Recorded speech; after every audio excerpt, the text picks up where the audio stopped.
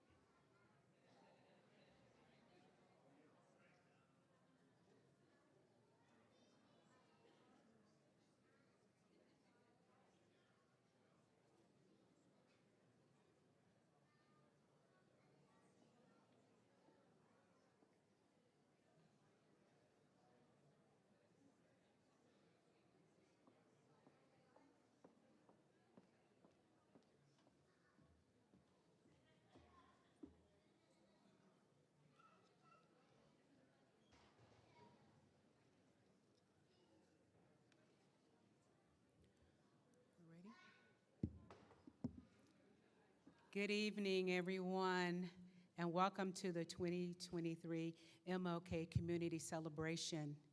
We'd like to start right now with the presentation of our colors and our flag with Boy Scout Troop 196.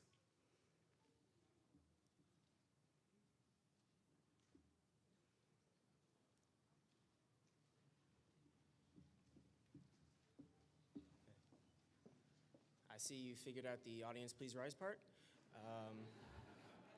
Please remove all non-religious headgear. Color guard, forward march.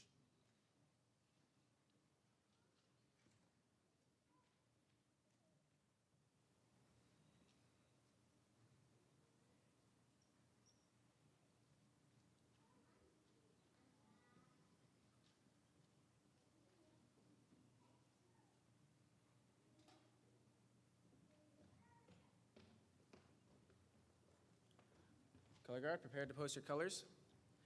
Please place your hand over your heart, and if you are in uniform, you may salute. And color guard, post your colors. Please join me in the Pledge of Allegiance. I pledge allegiance to the flag of the United States of America and to the republic for which it stands, one nation, under God, indivisible, with liberty and justice for all. Color guard, return to post.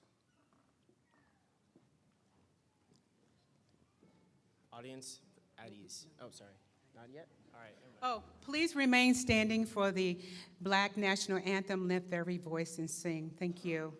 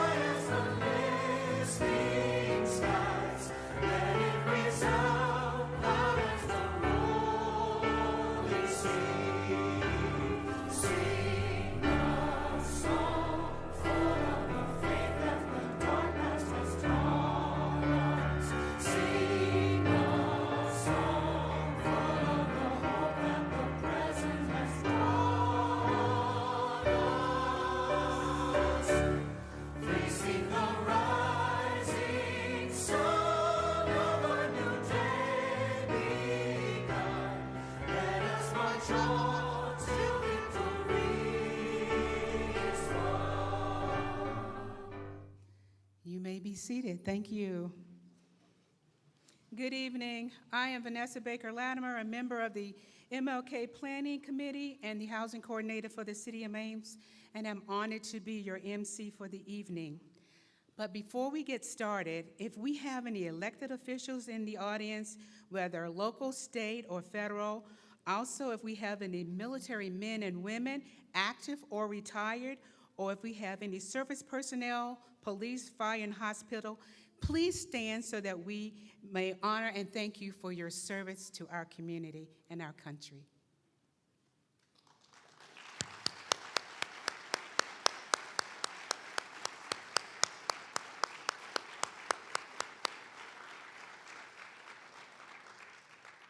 Thank you. History tells us that 2023 will mark the 55th anniversary of Dr. King's assassination, and although his death was tragic and violent, he left us with a great nonviolent legacy in which we strive to continue to bring together equality to our community, ensuring civil rights for all persons regardless of their color of their skin. He would have been 94 years old today. The good news is that your presence and participation here tonight honors and celebrates what he fought and died for. For we want to welcome you to the 2023 Martin Luther King Jr. Ames-Story County Community Celebration. So give yourself a positive round. We're back in person, yes.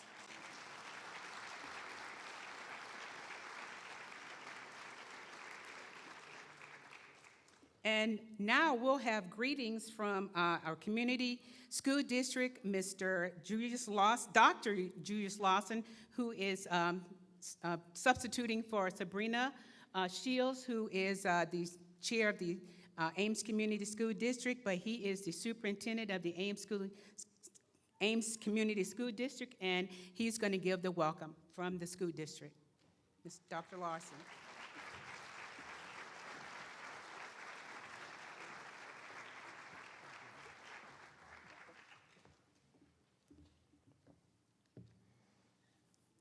Good evening, everyone. Unfortunately, Sabrina couldn't be with us this evening. She had a family matter to attend to, so I'm the best the district could do. My name is Dr. Julius Lawson, and I am the superintendent of the Ames Community School District. It is a pleasure, my pleasure, to gather with you tonight and welcome you to the Ames Community celebration in honor of the Reverend Dr. Martin Luther King, Jr., whose words continue to inspire and guide us. At every Ames Community School District Board meeting, we open with our district purpose statement, in which we commit to equity and access that empowers every individual to reach their full personal and educational potential. We aspire for our schools to make critical contributions in teaching the principles of equity, justice, fairness, honesty, dignity, and truth. In the words of Dr. King, we must remember that intelligence is not enough. Intelligence plus character, that is the goal of true education. And while we recognize that we are still striving to achieve the true essence of these principles, I would like to acknowledge and thank the members of this wonderful community for supporting us to make the progress toward the future we desire. Thank you again for joining us tonight, and I hope you enjoy the program. Thank you.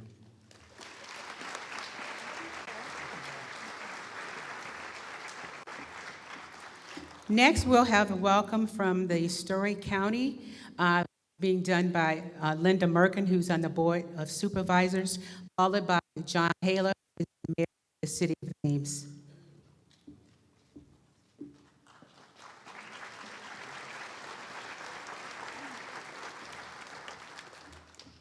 Thank you. I bring you greetings from Latifa Faisal, our chair, who could not be with us, but she's here with us in spirit, I know, and maybe even on Zoom. Lisa Heddens and I are pleased to be with you here tonight. We're particularly pleased to report for the first year we are celebrating Martin Luther King's birthday as a Story County holiday. Thank you. Last night, I rewatched the American Experience show Freedom Summer, which documents the Mississippi Freedom Project of 1964. I was again struck by the courage and the perseverance of the Mississippi citizens who've been denied the right to vote since the passage of Jim Crow legislation. I was appalled at the tactics that were used to intimidate those who tried to vote. That summer, Mississippi citizens, joined by organizers and student volunteers, registered voters. They also organized the Mississippi Freedom Democratic Party to challenge the all-white Mississippi delegation to the National Convention. Those efforts, while not immediately successful, brought a huge change. First, it brought hope to Black Americans in the South who were trying to register to vote. Second, it brought a greater understanding to white America of what was happening in our country, the land of the free. The next year, 1965, marked the passage of the Voting Rights Act, outlawing literacy tests and mandating federal oversight of elections in states that have been shown to discriminate against Black voters. That was Dr. King's work, and that was the work of so many others. But as we all know, that work is not done, and it needs to be everybody's work. The question for us is, what does that work look like today in the 21st century in Iowa? Well, in Iowa, we're currently seeing changes being proposed to laws and to public programs. When we look at these, the questions we must ask are, who are these changes benefiting, who are they disadvantaging, and who are they excluding? We must hold our decision makers, we must hold ourselves accountable to serving and protecting the rights of all Iowans. We must do that so we continue to move forward with justice and equity for all rather than sliding backwards. I'm going to close with some words Latifah sent me earlier today. Equity, independence, a living wage, and social stability are not zero-sum gains. When we lift people up, we lift everybody up. We have to see our similarities and shared humanity and reject the scarcity mindset that some would have us adopt because it only serves the very few. Thank you.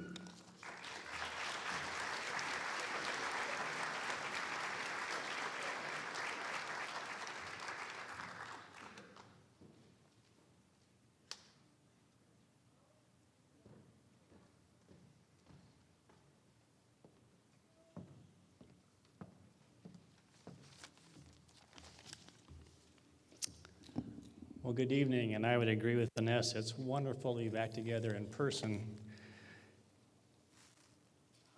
On behalf of the Ames City Council and the City of Ames, it's my pleasure to welcome you tonight to tonight's celebration honoring the Reverend Dr. Martin Luther King.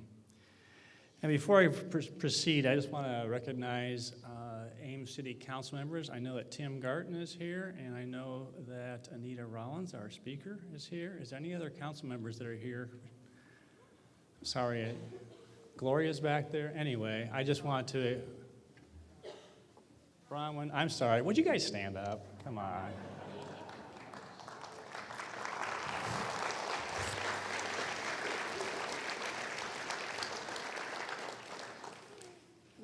We have an awesome city council, very committed to just making Ames an even more welcome place, and it's just an honor to serve with them. Also, she's probably not expecting it, but we're honored to have Dr. Winterstein, the president of Iowa State, here tonight. Would you stand up, Dr. Winterstein?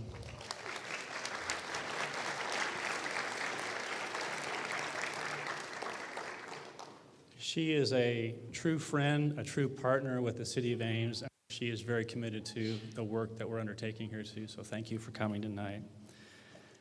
And this year, we were able to initiate it's called RPAC, it's the Ames Resident Police Advisory Committee. And part of the initiative to improve police transparency and accountability, and Police Chief Huff indicated to me that we have at least 2 members here. Edna Clinton, she's here, and also Roberto Dubiel. Roberto, are you here? Is anyone else here from the RPAC? Anyway, they're spending a lot of time becoming BFFs with Chief Huff, and it's just important work. So, with that, one of the core values held by Dr. King was serving mankind. To that end, he challenged his followers by asking, quote, "Life's most persistent and urgent question is, what are you doing for others?" End of quote. So to honor Dr. King's memory, follow his example, and continue working towards making Ames a more welcoming and stronger community, I'm asking each of you, and pointing at myself as well, what are each of us doing for others in Ames? I'm going to ask you this evening to join me in building new relationships with fellow Ames residents and people who may not look like you, may not think like you, who may not talk like you. Engage in open and honest conversations with others and ask what you might be able to do for them. I believe by taking these simple steps, we will help make Ames a more welcoming and safe place, experience a richer and fuller life, and honor the Reverend Dr. Martin Luther King Jr.'s memory. And before I close, I just want to thank the 2023 committee members. Their names are listed here, and all the sponsors, because without all of their work and efforts, tonight's event would not have been possible. So Vanessa, thank you for taking the lead, and all the other committee members. And once again, on behalf of the City of Ames, welcome to tonight's event, and I look forward to the program.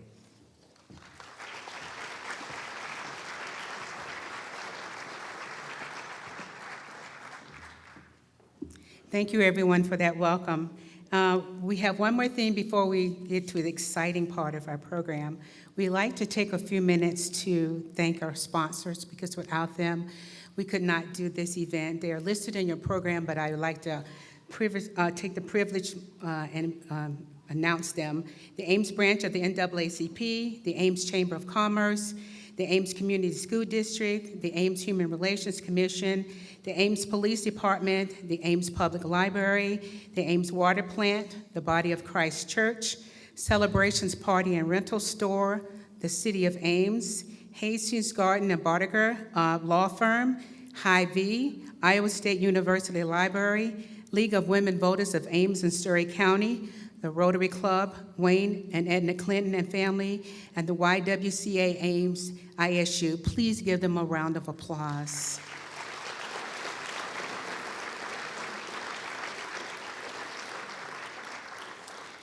And we also couldn't produce this program without our amazing staff. We have Eric Gephardt right here who's filming on YouTube. Please give Eric a round of applause. And Craig Kaufman is backstage working hard, making sure that this event goes well. Please give him a round of applause. Okay, and so please raise your hand, the committee members. I know the mayor acknowledged you, and I'd like to acknowledge you by you raising your hand so people can give the committee a round of applause. And we are looking for volunteers for 2024, so give us a note on our Facebook page. Okay, thanks. Okay, now for the greatest part of the evening, we are so excited to welcome back in person the choir from the Meeker School under the direction of Mr. Grimm. He has just always done a phenomenal job in bringing in the kids to us to sing. And so we're excited that they're here in person, and they're going to be singing 2 selections for you tonight.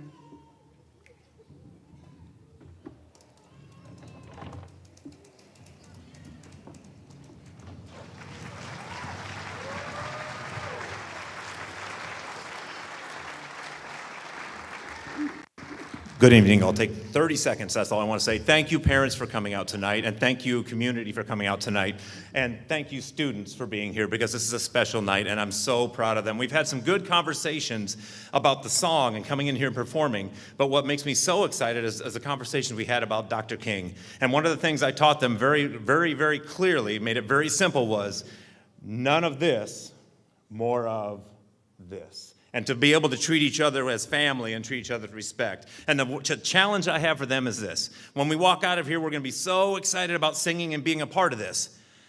But keep moving forward, right? Keep moving forward. Don't let it stop here. Keep moving forward. Be better every day. So thank you. Our first song is called Sing About Martin. And then our second song is called We Are the People, or We Are the Children of the 21st Century. The first song's about Dr. King. The second song's about them and what they have for a future. Thank you.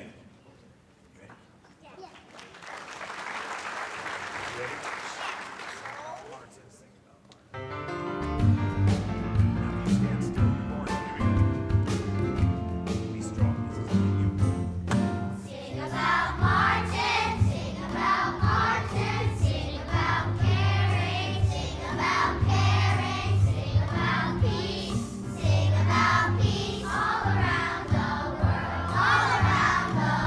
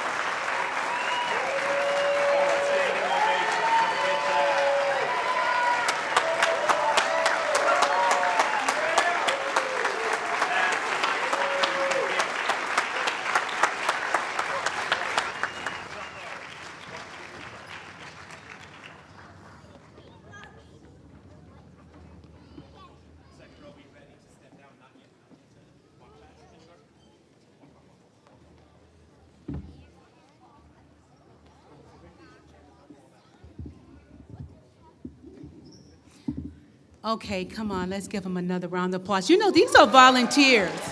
They are volunteers who come and do this because they want to participate to celebrate Martin Luther King. So they don't get grades. They want to show some love for Dr. King. So thank you.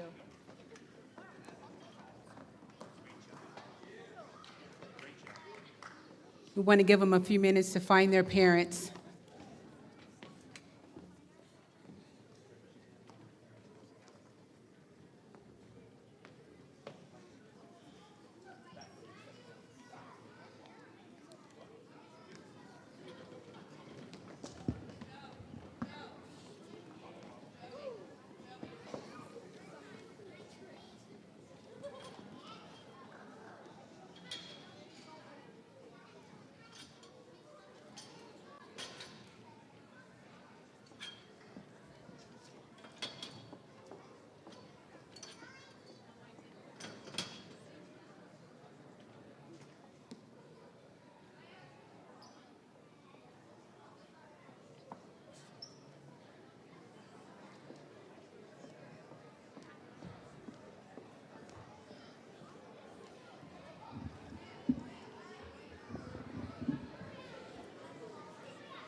This is always the fun part. You didn't realize how many kids was up there. They're still coming.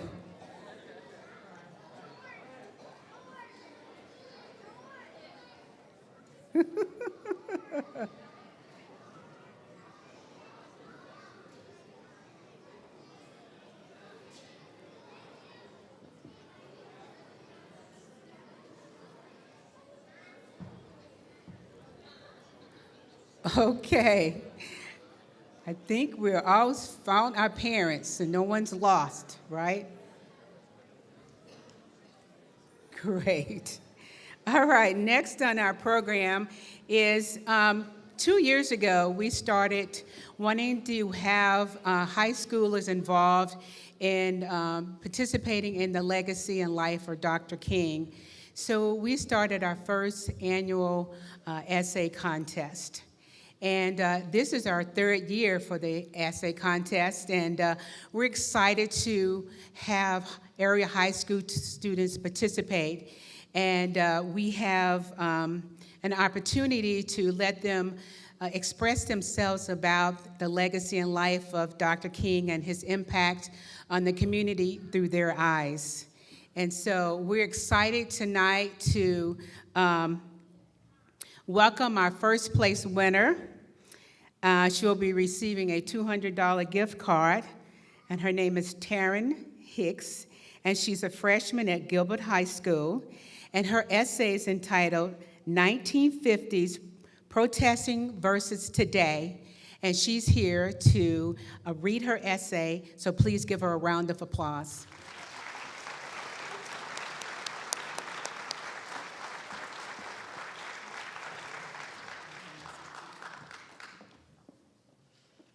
Martin Luther King Jr. is known for many accomplishments. One of his more well-known accomplishments is his nonviolent approach to protesting.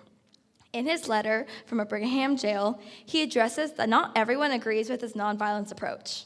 However, MLK Jr. was able to achieve more with his approach. Our world today could learn from MLK Jr.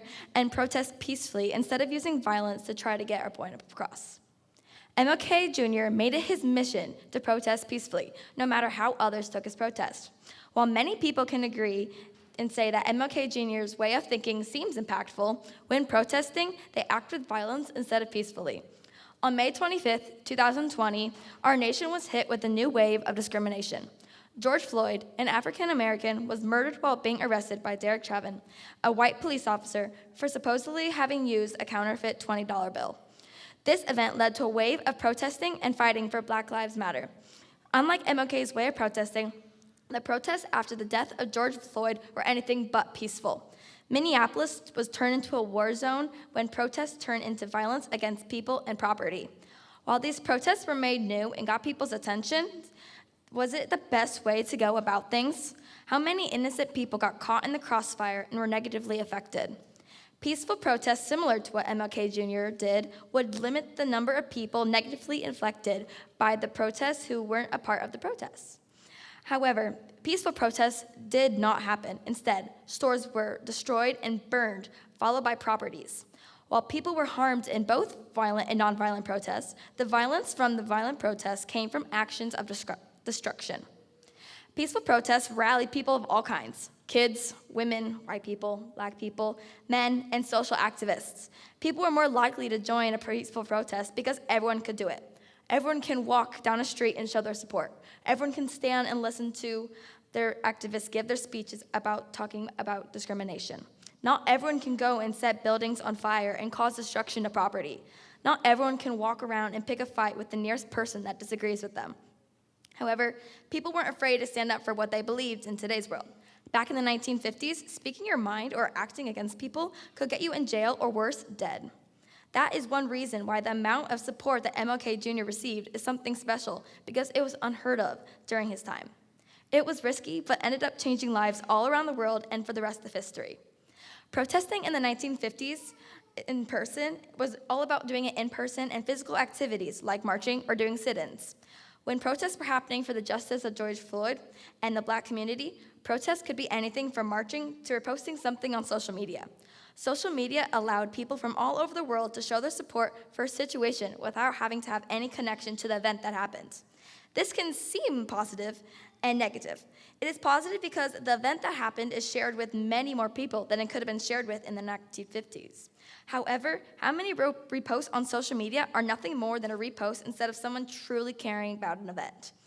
It is hard to tell who cares and who is simply reposting because it is the popular thing to do.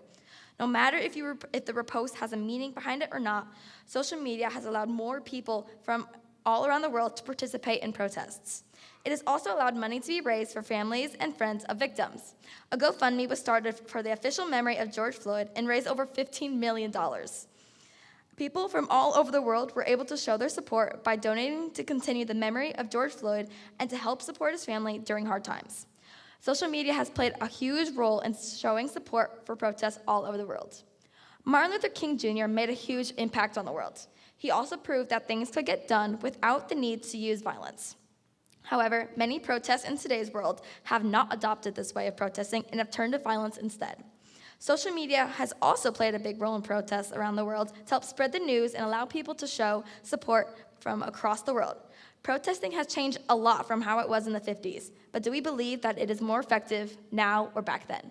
Thank you.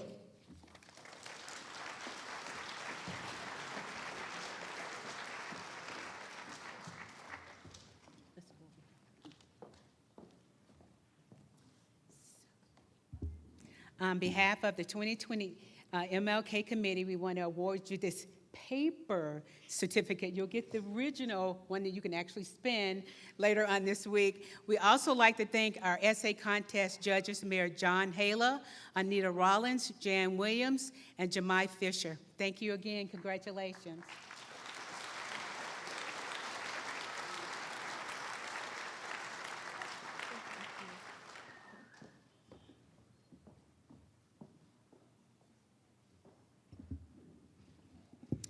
You know, Ames was fortunate to have two wonderful songwriters write songs especially for our event. And we have taken the opportunity to put those songs to videos. And this next video is called I Have a Dream.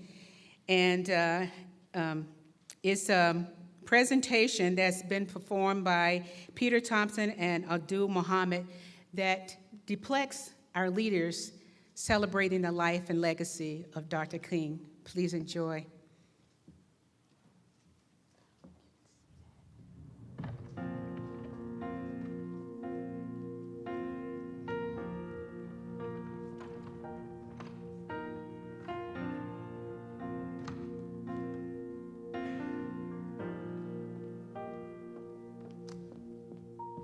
There was a man who believed in freedom, freedom for every color and skin. There was a man who believed in justice, justice for every one of God's children.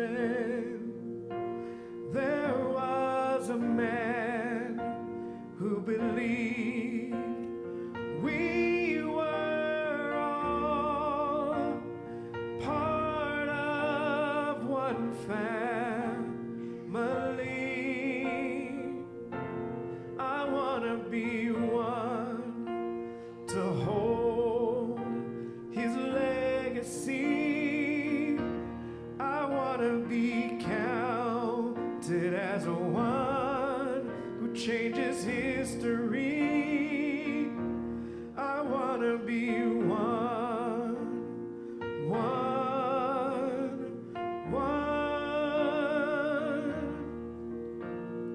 one who helps let freedom ring.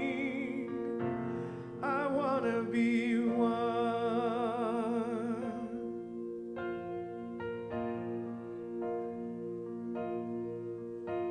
There was a man who believed in equality.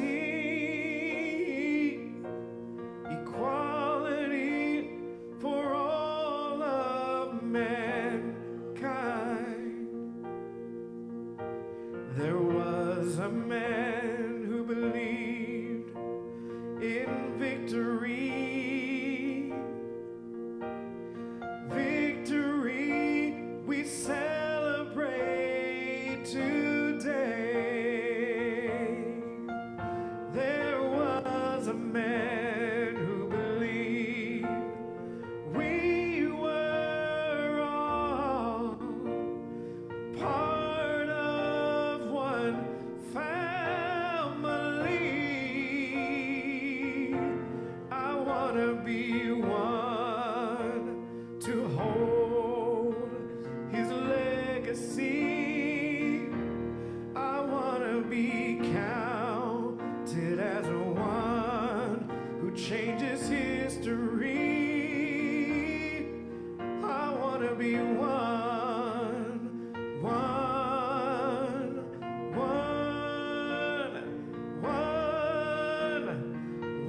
who helps let freedom reign. I want to be one to hold his legacy.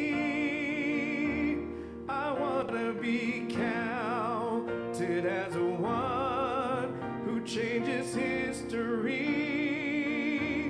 I want to be one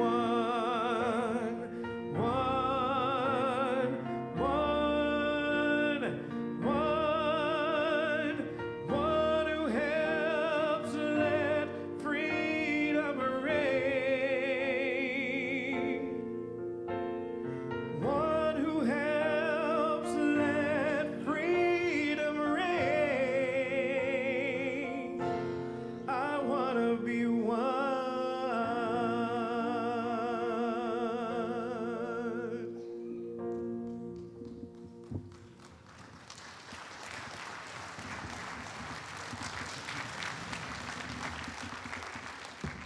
I don't know how much longer I'm going to be able to do this.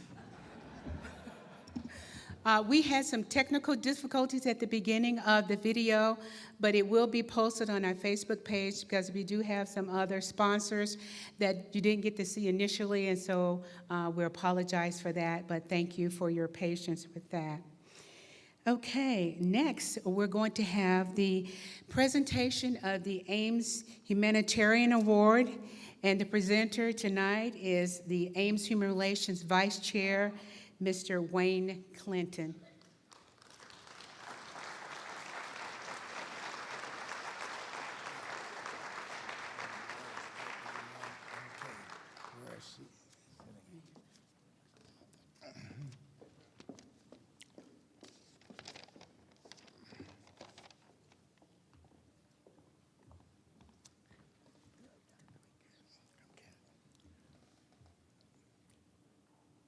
The Humanitarian Award is an annual award given by the Ames Human Relations Commission.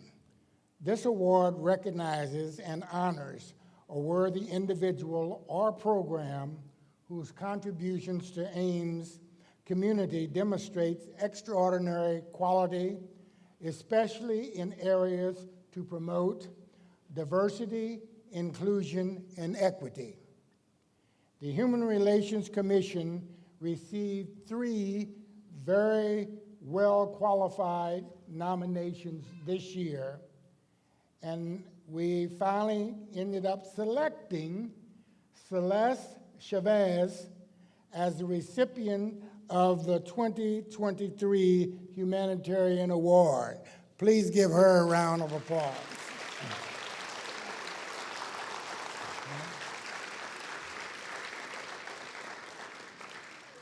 Now, just a brief few comments that I'd like to share that was part of her nomination. Celeste actively promotes diversity, equity, and inclusion with her extensive engagements in the Latinx community. She serves as a Spanish interpreter for social workers with Mid-Iowa Community Action and the Ames and Gilbert schools. Chavez also helps as a go-to person for the Latinx community to identify needs for health, education, food, shelter, and proper identification for economic transactions, such as opening bank accounts. In addition, she has supported multicultural events that celebrate diversity at Fellows Elementary, Ames Middle School, and Iowa State University. In the application nominating Celeste, it is noted that her relentless disposition is to help people in need with dignity, especially expecting nothing in exchange, and to possess a firm belief that every life matters. It is my pleasure to present this award to Celeste Chavez and honor the contributions she makes to promote and strengthen the lives of people in Ames. This is what she will be receiving. It is a beautiful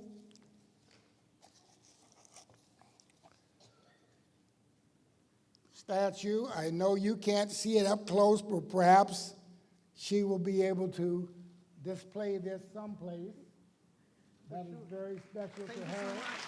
We want to thank you so much for all that you do for our community. We welcome you to have a few comments. You bet.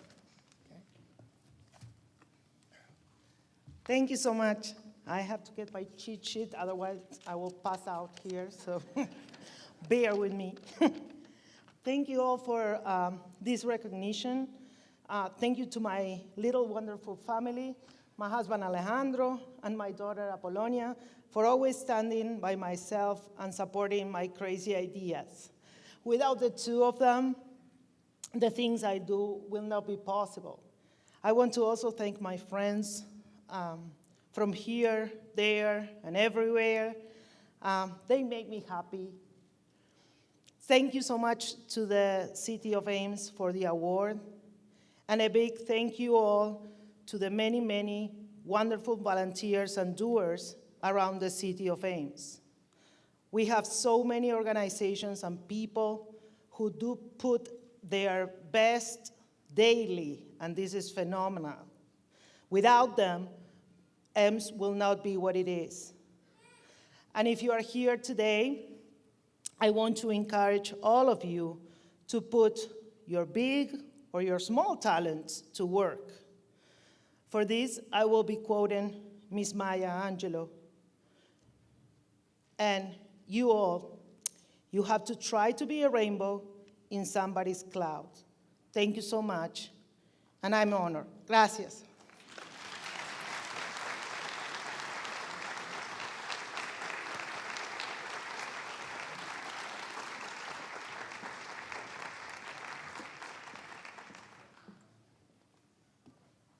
Congratulations.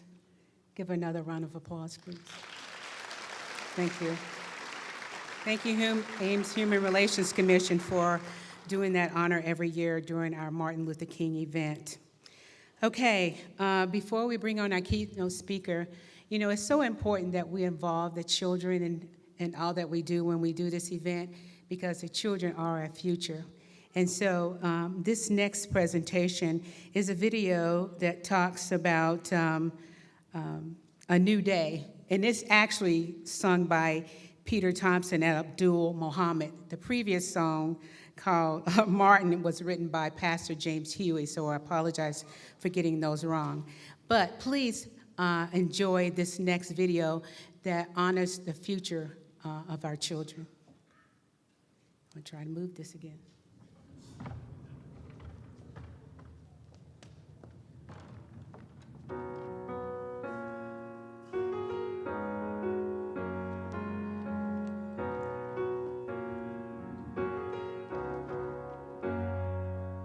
Today I woke up, and what did I see? A boy shot, a man cuffed, a woman locked up, and they looked just like me. And on the TV I saw brown lady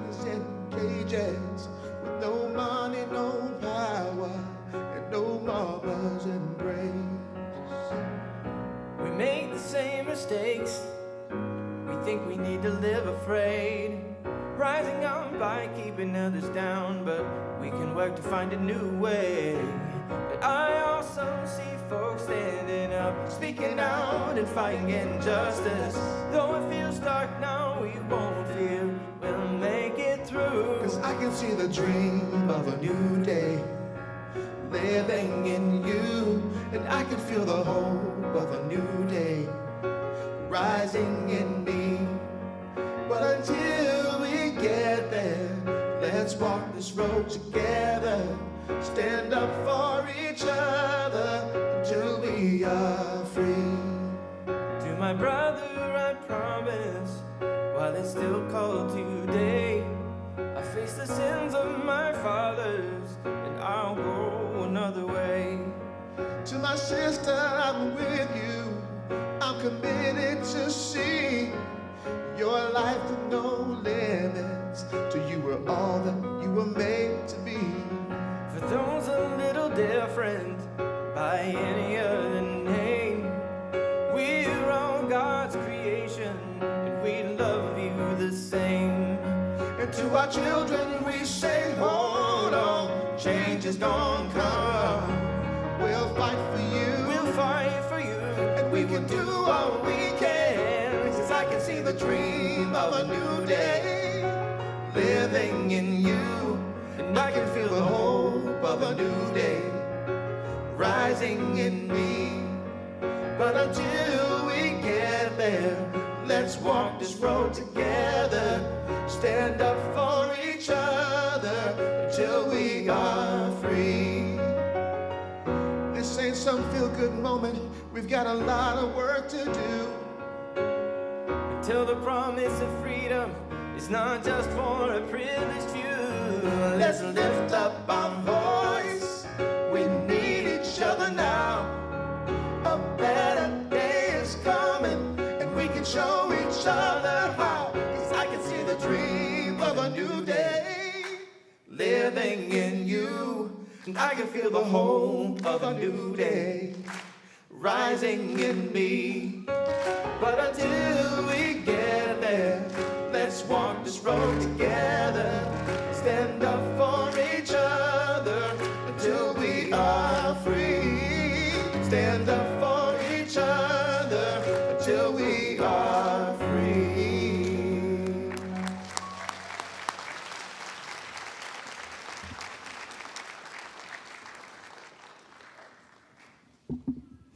That song breaks my heart.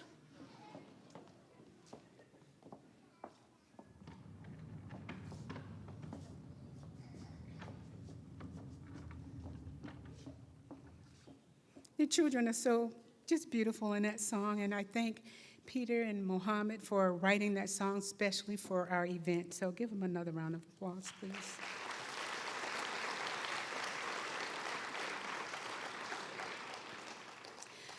Okay, the highlight of our evening is our keynote speaker, Anita Rollins. Anita is a passionate about equity and inclusion work. Most of her career and community activities centered around these issues.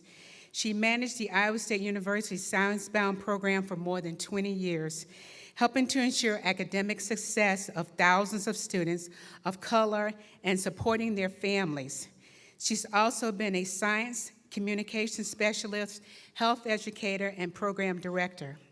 While at Iowa State University, she was active in the Iowa State community, contributing to a number of campus organizations and leadership positions.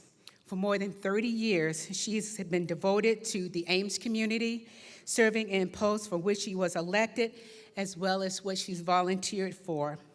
A native of Des Moines, Nita earned her BS in journalism from the University of Kansas and MS in education from Iowa State University, and she also has a certificate in social justice from Iowa State University. It is my pleasure to introduce not only my friend, but my sister in Christ, and she's also the first African-American elected woman to the Ames City Council. So please give Anita Rollins a warm Ames welcome.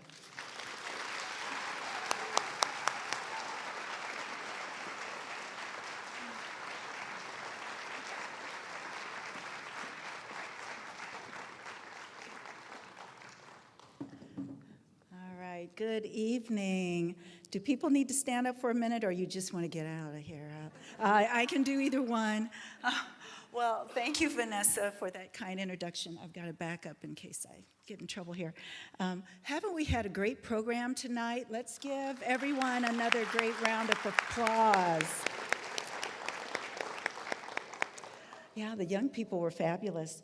Okay, so I want to begin tonight by acknowledging that we are on the ancestral lands and territory of the Bakotsi or Iowa Nation. Additionally, I recognize our obligations to this land and to the people who took care of it, as well as to the 17,000 Native people who live in Iowa today. I would also like to ask for a moment of silence for those affected by the string of tornadoes in Arkansas and Mississippi, which is where Reverend Dr. King did so much of his work.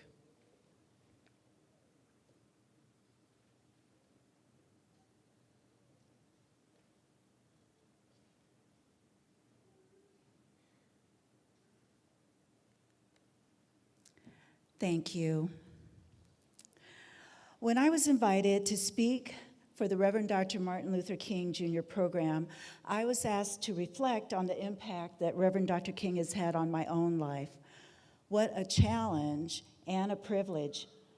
A challenge because Reverend Dr. King was a complex and brilliant man, and a privilege because as a Black woman, I would literally not be standing before you today if it were not for his sacrifices. I was moved by someone yesterday who spoke about the importance of remembering that Reverend Dr. Martin Luther King Jr. was a man of faith. So including Reverend in his title is appropriate.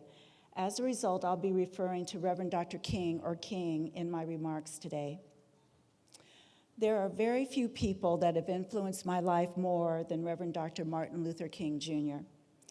To frame my reflections this evening, I'd like to use as a theme, radically seeking justice. With that in mind, during our short time together, we will reflect on a few aspects of the work of Reverend Dr. King. I will share some of the ways the legacy of his work impacts my life, and I hope to challenge us to continue his work for justice. As I do this, I'm going to ask you to do just a little call and response with me, which is a Black cultural tradition. It's simple, it's not difficult. I'm going to lead you through it. It's just that a few times I'm going to ask you to repeat something after me, and I'm going to give a few signals for the young people to use too. So sadly, I have a very vivid memory of the morning that the news spread of Dr. King's assassination. I was in junior high. Yes, I am old. And we were released from class by anxious teachers and administrators who instructed us to go straight home. I remember feeling concerned and sad, but mostly I was confused. I couldn't understand why anyone would assassinate Reverend Dr. King.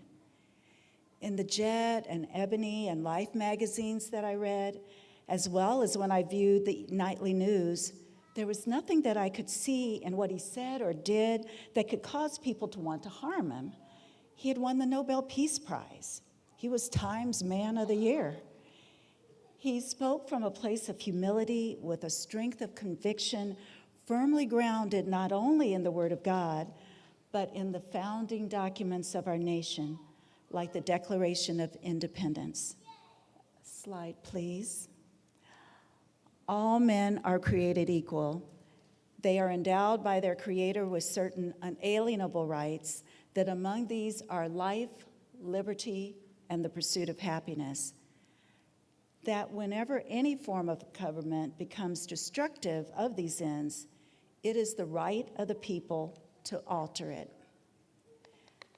Racial segregation gripped the South and discrimination the North. Both were held hostage by racism. The dismantling of these inhumane and unjust systems was the primary focus of King's work. By leading marches and protests, championing other forms of nonviolent advocacy, and speaking boldly to the inequities of the day, He led the civil rights movement until it cost him his life. And if Reverend Dr. King were alive today, I believe he would agree that there is still the need to fight for justice in our nation and world, primarily because the work of diversity, equity, and inclusion, which is the securing of rights and access to opportunities for everyone regardless of race, ethnicity, social or gender identity, age or ability, that is facing historic challenges. Many of the rights and opportunities that were secured through hard-fought battles, legally and personally, are being rolled back. That leads me to the first way that Dr. King impacted my life, through his clear articulation of a just future. Okay, this is the first place where I'm going to ask you to say something back to me. Say vision. Thank you. Great job. Okay, in his famous I Have a Dream speech, Reverend Dr. King begins by sharing the experiences of Blacks due to segregation and discrimination. He speaks to the importance of America making good on its promise of inalienable rights for all. He makes clear that the matter is urgent. He also speaks to the protesters and reminds them that they must do what is right, and he affirms the hardships that they have suffered and are still suffering. It is against this backdrop that Reverend Dr. King encourages the protesters and shares his vision for a just America in which Black people are no longer oppressed. Next slide, please. So even though we face the difficulties of today and tomorrow, he says, I still have a dream. It is a dream deeply rooted in the American dream. I have a dream that one day this nation will rise up and live out the true meaning of its creed. We hold these truths to be self-evident, that all men are created equal. He then speaks of former slaves and slave owners sitting together at the table of brotherhood, of places steeped in racism changing, and of children joining hands across racial lines. Radically seeking justice requires that we have this type of clear vision of the rightness of justice for all, of the urgency of ensuring justice now, and of knowing the just outcome we want to achieve. Once we have that vision, radically seeking justice takes courage. Say courage. Radically seeking justice will require struggle, and to be successful in that struggle, it will require courage. Next slide, thanks. Courage, said Reverend Dr. King, is an inner resolution to go forward despite obstacles. Reverend Dr. King was radically courageous in his work for justice. He was arrested 29 times in the 13 years he was part of the movement. It cost him time, including time away from his family. It cost him energy and resources. It cost him peace of mind as he and his family received daily death threats, both on the phone and in the mail, and a bomb was thrown outside their living room. Yet Dr. King remained radically courageous in the struggle for justice. So radically courageous, it would eventually cost him his life. In our pursuit of justice, we have to be radically courageous as well. It will most likely cost us more than we planned, but we will find that what we need to sustain us if we hold on to the vision. Okay, here we go again. So, radically seeking justice requires vision. Say vision. Radically seeking justice requires courage. Say courage. My third and final reflection I want to share this evening is the important role of love. As a person of faith, this is the one that has had the most impact on my way of approaching the work. Say love. Perhaps the most radical thing about Reverend Dr. King's pursuit of justice was his central focus on love. That isn't a word that we hear often when people are talking about their denial of rights. If you are being denied what is rightfully yours, the natural, normal, human response is anger. However, King made an intentional, deliberate decision to respond in love. 2 months before his assassination, Dr. King, as he delivered a sermon on service, race, and ego, shared with his parishioners, keep feeling the need for being important. Keep feeling the need for being first, but I want you to be the first in love. Next slide. Reverend Dr. King was committed to love because he said, love is the only force capable of transforming an enemy into a friend. That's because love places the welfare of the other at the center. But placing the welfare of the other at the center is about honesty and communication. As in King's beloved community, injustice is addressed so that love can prevail. So Reverend Dr. King was not calling for some can't we all just get along, kumbaya moment. For example, King said, next slide, history is the long and tragic story of the fact that privileged groups seldom give up their privileges voluntarily. Individuals may see the moral light and voluntarily give up their unjust position, but groups are more immoral than individuals. We know through painful experience that freedom is never voluntarily given by the oppressor. It must be demanded by the oppressed. Next slide. He goes on to say, we must come to see that human progress never rolls in on the wheels of inevitability. It comes through tireless efforts and persistent work. And without this hard work, time itself becomes an ally of the forces of social stagnation. Reverend Dr. King also admonishes us to lay aside selfishness. Next slide. An individual has not started living until he can rise above the narrow confines of his individualistic concerns to the broader concerns of all humanity. Love will require time spent in introspection, time spent in close proximity to others not like us, and letting go of comfortable misconceptions and ways of operating. To get to justice, it will require examining and acknowledging that systems that benefit some may disadvantage others, and it may involve, for the disenfranchised, protesting against unjust laws. Next slide. So, radically seeking justice requires vision, say vision. Courage, say courage. And love, say love. So, what injustice are we ready to apply radical vision, courage, and love to today? We know that our nation is not a perfect union yet, that injustices and inequities continue to exist.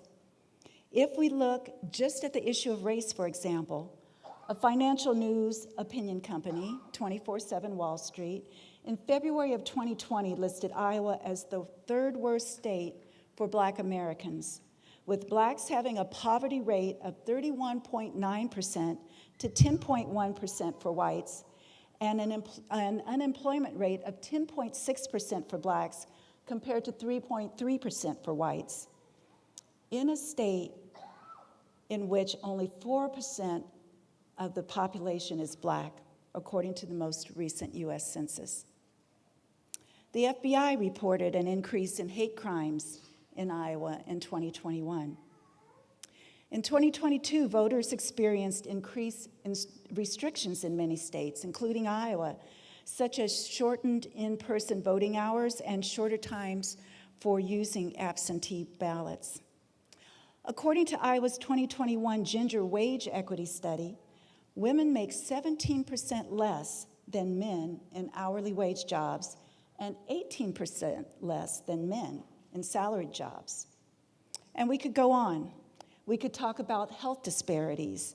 across racial and ethnic demographics, the widening gap between those on the lowest rungs of the socioeconomic ladder and those at the highest, the needs of our educational systems, the challenges of finding safe, affordable, and quality childcare, the trials of those who are differently abled, and so much more. The solutions are complex, and the work is hard. But again, in Reverend Dr. King's letter from a Birmingham jail, he reminds us that, next slide, we are caught in an inescapable network of mutuality, tied in a single garment of destiny. Whatever affects one directly affects all indirectly. The welfare of us all depends on ensuring the welfare of us all. And Reverend Dr. King also warns us that sitting it out is not an option. Next slide. We must learn that passively to accept an unjust system is to cooperate with that system, and thereby to become a participant in its evil. The challenge to secure justice for all is before us. Let's radically seek it with the vision of a better tomorrow, a commitment to be courageous, and a willingness to act in love. Thank you.